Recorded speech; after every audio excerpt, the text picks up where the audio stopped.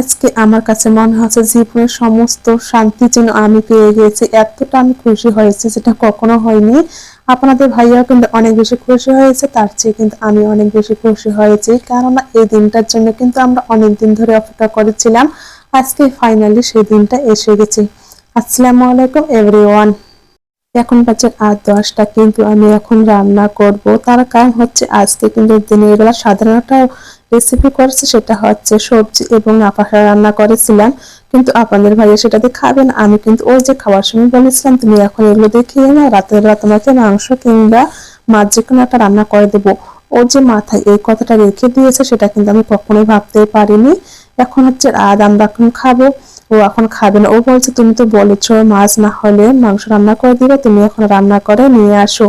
কি আর করার, কথা যেহেতু দিয়ে ফেলেছে সেটা তো করতে হবে, তাই না? কিন্তু আমিও কম চালাক না, আমিও কিন্তু ওকে বলেছি যতক্ষণ না আমার রান্না হবে তুমি কিন্তু এখানেই দাঁড়িয়ে থাকবে আর আমার সঙ্গে গল্প করবে, তাহলে কিন্তু তাড়াতাড়ি রান্নাটা হয়ে যাবে। যে কথা সেই কাজ। এই তো আমার সঙ্গে কিন্তু গল্প করতেছে আর এদিকে আমি রান্না করতেছি। আমি কিন্তু মাত্র 6 পিস মাছ বের করে নিয়েছি, যেহেতু আমরা দুইটা মানুষ, মরসুম কিন্তু মাছ একেবারে পছন্দ করবে না আর আমরা শুধু রাত্রিবেলা খাবো, সেই জন্য আমি 6 পিস মাছ বের করে নিয়েছি।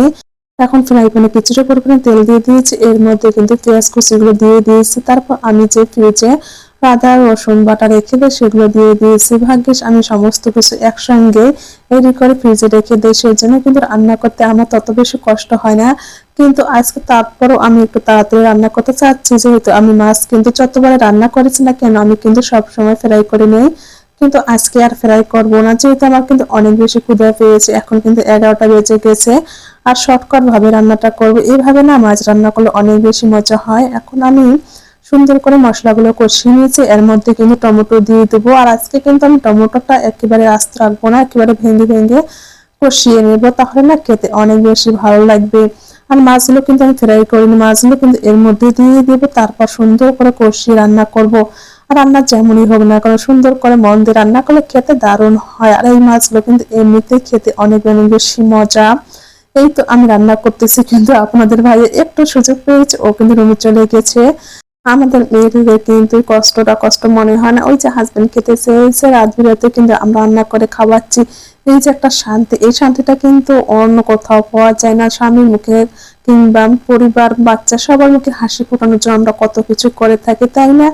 দিন শেষে যখন তাদের মুখে একটু হাসি দেখি, তাহলে কিন্তু আমাদের সব পরিশ্রম সব কষ্ট কিন্তু এক নিমেষেই ভুলে যায়। এই তো আমার রান্না কমপ্লিট, এখন একটু ঝোলের জন্য পানি দিয়ে দিয়েছি, কিন্তু আমি এতটা পরিমাণও কিন্তু ঝোল রাখবো না। এখন সুন্দর করে পানিগুলো টেনে নেবে আর তরকারিটা খেতে না দারুণ লাগবে। আর আমার তো সেই সবচেয়ে ফেভারিট ধনিয়া পাতা, ধনিয়া পাতা না দিলে যেন আমার তরকারিটা খেতে ইচ্ছেই করে না।